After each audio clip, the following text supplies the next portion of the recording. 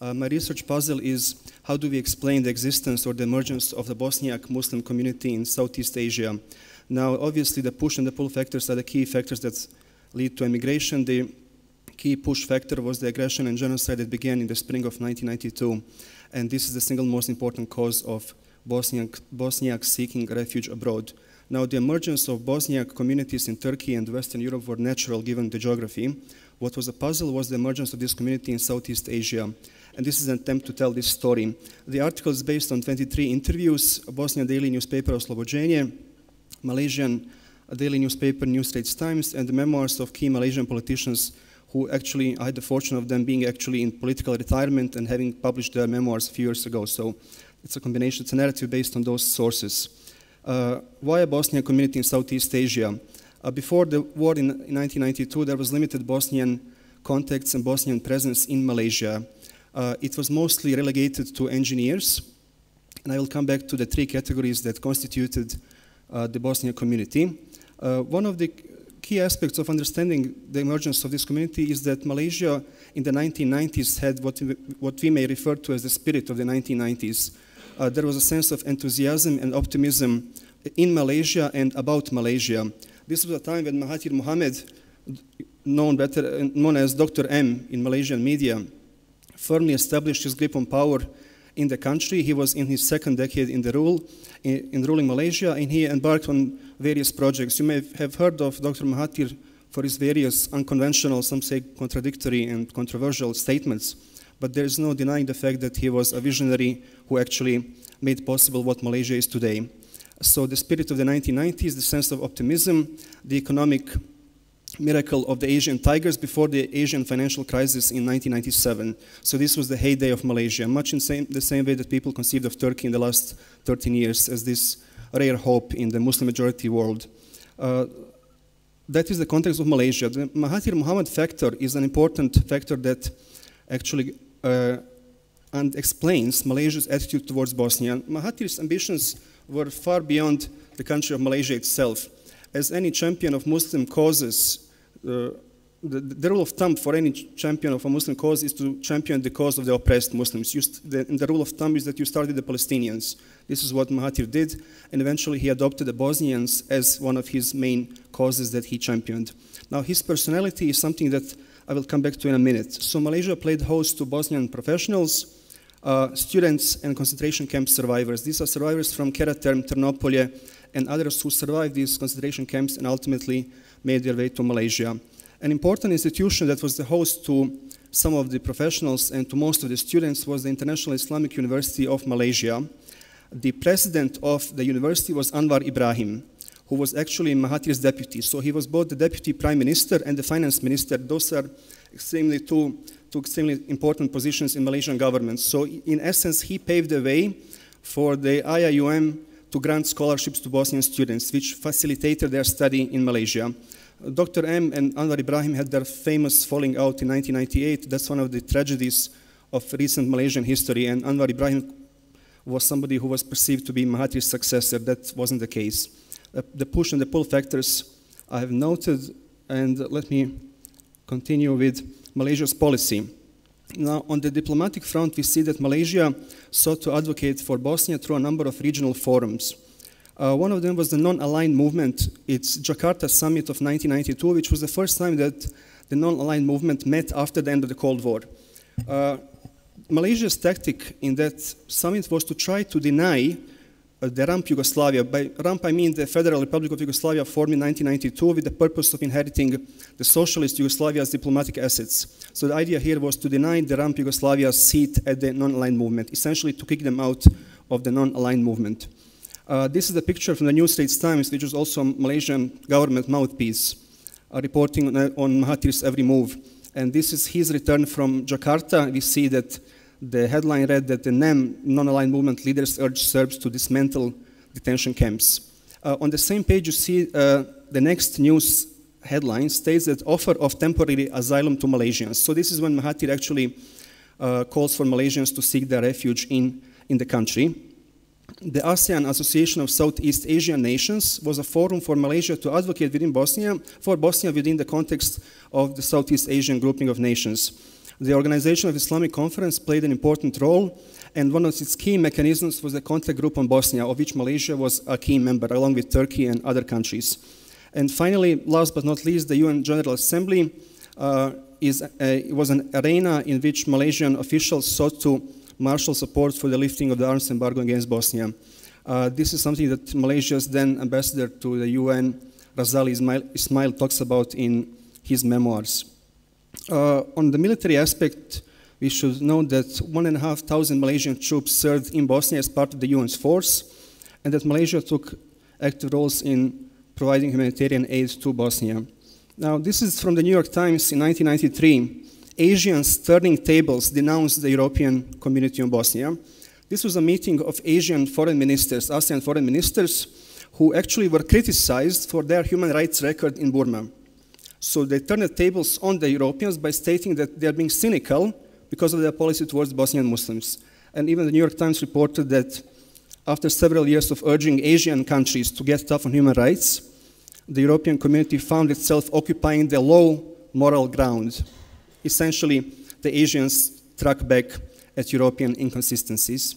And this is a consistent theme that we note in Mahathir's attitude towards Bosnia. To get a sense of Mahathir's personality, I quote from two events.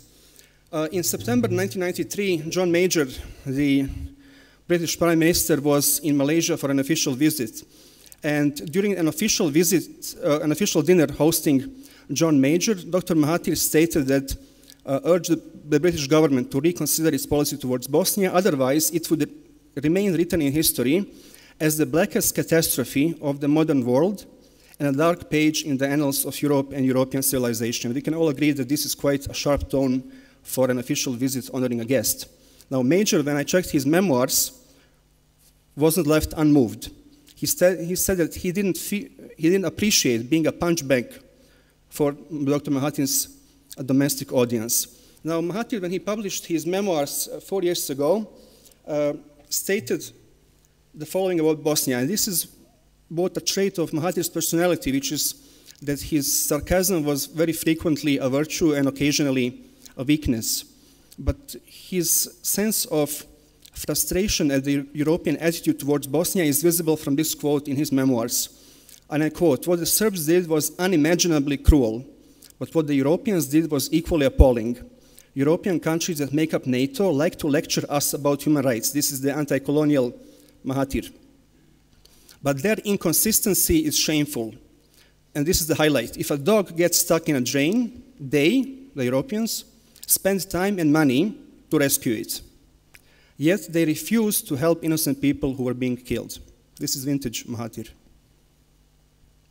Now, this is from the Malaysian daily newspaper. 49 Bosnians given refuge in Sarawak. Sarawak was an island, was a Malaysian state on the island of Borneo, which is geographically distinct from Malaysia, but functionally part of it. And Bosnians ultimately made their way to Sarawak, and this was a group from Portugal, actually, that made their way to Sarawak. And I picked this news piece for the second reason that UIA, which is the Malay acronym for the International Islamic University, held a student charity for Bosnia. You have numerous examples of fundraising events in Malaysia for Bosnia. Now, the Bosnian community comprised of three categories: the professionals, students, and concentration camp survivors and their families. The professionals took the form of professors, and two of them I would like to point out, who paved the way for other Bosnians to make their way to Malaysia: Dr. Fikret Karčić of the International Islamic University and Dr. Mustafa Cerić, affiliated with ISTAC, which is the research institution of the university. So two professors who established their relations with Malaysia before the war began, and who ultimately made their way to Malaysia as well. The engineers worked in the Energoinvest, a Bosnian energy giant, which had various public contracts building electric cables in Malaysia before the war, and they stayed on in Malaysia. Prosperitet was a Bosnian firm established in Malaysia, and also other engineers worked in Malaysian companies. We had very rare entrepreneurs, and I here mention the case of Zikrija Čatović, universally known as Zek, who was a somewhat mysterious figure who emerged in Malaysia, opened an Italian restaurant, employed Bosnian waiters, and to make it all seemingly more Italian, gave them Italian nicknames. So you had the absurd situation that Bosnian waiters who spoke no Italian whatsoever were employed as a decoy to impress upper-class Malays who came to dine in Italian restaurants. And some of them are alive and well today, but they refuse to go on the record as being Zek's waiters. But that's, I consulted all of them before listing them in the article. Now, the expert professors, I just began.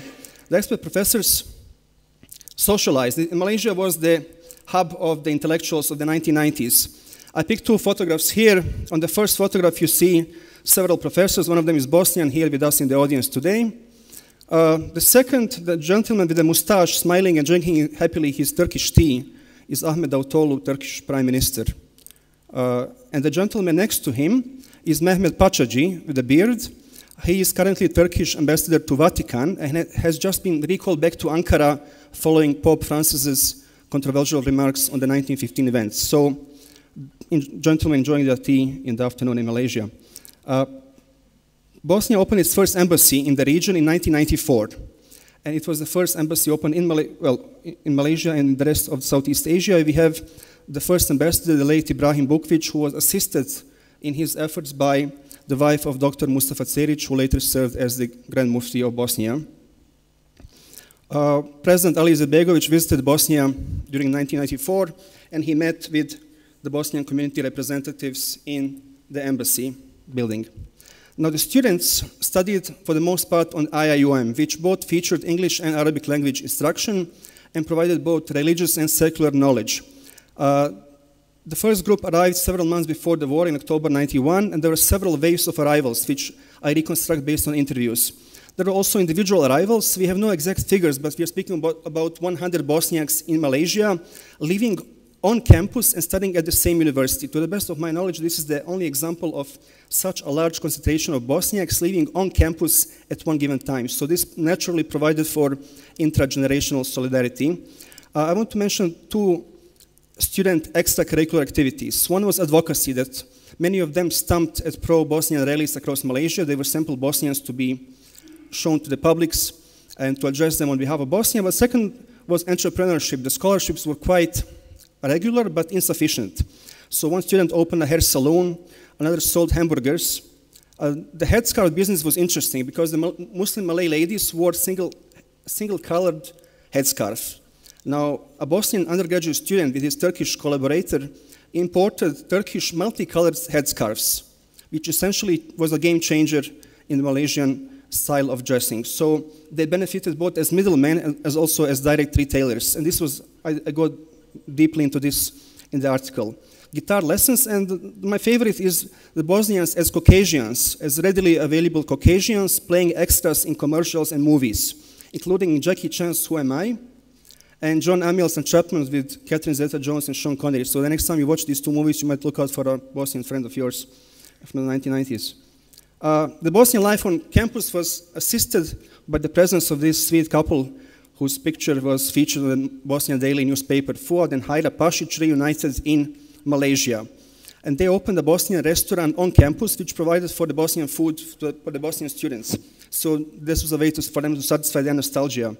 And this is a scene from a Bosnian restaurant, the Bosnian flag featured prominently, and you see the people getting ready to begin their meals in this picture. Now, the university administration was very sensitive to the fact that Bosnian students couldn't travel home because of the wartime, so the university organized a number of trips. This is one of the trips to a rainforest in Malaysia, and among these then anonymous students, we have currently one member of federal parliament who is posing here. He currently has been elected to the Bosnian Federation Parliament. Bosnian students, again, meeting with President Izetbegovic during his time, and Malaysian media very supportive of Bosnia. Now, the concentration camp survivors made their way to Malaysia mostly because Malaysia provided for the relocation of whole families. So, if you survived Ternopolje, the least you wanted was uncertainty, and Malaysia was a Muslim-majority country that provided some level of comfort with the possibility of reuniting yourself with your family in Zagreb. So we have 100 Bosniaks in Serdang area, which is a suburb, which is a place outside of Kuala Lumpur, 60 Bosniaks in Kajang, further south, and then also 100 Bosniaks on the island of Borneo, which is functionally geographically distinct from Malaysia. Imam Sakib Jaferovic was the a leader of the community, the spiritual leader, and essentially Bosnian communal life emerged in Serdang. We had a Bosnian language school in the area, so Bosnian children from Serdang and from the rest of Kuala Lumpur could attend this weekend school. And the Bosniaks who lived in Serdang worked in factories, worked in a winter theme park, and several of them studied at the IIUM. Several Bosnian children attended even a Chinese kindergarten, while most of them attended Malaysian schools and learned fluent Malay language. This is Imam Sakib Jaferovic praising Dr. Mahathir's visit to the Malaysian troops in Bosnia, the spiritual leader of the community who has since returned back to his native Kozarac. This is a picture from the Bosnian weekend school in Serdang, so children learning Bosnian language and reciting, obviously, some Bosnian songs. The Serdang area was also a place for the Bosnians to spend their religious holidays. So this is the front page of the Malaysian newspaper featuring Bosnians who made their way to Serdang to celebrate Eid al-Adha, the Kurban Bayram. And the Malaysian papers reported on this, so memorable occasion for Bosnians in Malaysia. This is the Bosniaks slaughtering the Kurban, the sacrifice during the Eid al-Adha in Serdang. So you might imagine Chinese onlookers who are perplexed by the presence of Caucasian Muslims slaughtering the Kurban during the Eid al-Adha. This community was a temporary community because Malaysia is not an immigrant state. So this community was by default bound to be short-lived. What the community provided, what Malaysian experience provided to Bosnians was international exposure, traveling on a transoceanic flight, getting to meet the Asian culture, cuisine, mental outlook, getting to meet with students from different countries, from several dozen countries. So you could meet a person from Xinjiang, from Dagestan, and from Ethiopia in the same food canteen at the university. This was an eye-opener for many of the Bosnian students. Most of them learned their English in Malaysia. This is somewhat peculiar, ironic perhaps, that people travel from Southeast Europe to Southeast Asia to learn their English language. But this was a twist of fate. And computer skills which ultimately provided for their easy employment back home in the post-war period. Many still have emotional attachment to Malaysia. They have established their Bosnian chapter of the IIUM alumni network, and they have pursued various career paths. It's very important to know that the Bosnian alumni of Malaysia are not a homogeneous group. They are very heterogeneous. They have different backgrounds, interests, perspectives, but they are sometimes perceived to be homogeneous, which they are not. What their experience and skills translates into is social capital back home. So the skills and social capital provide for a more successful career upon their return following the end of the war in 1995. Thank you very much.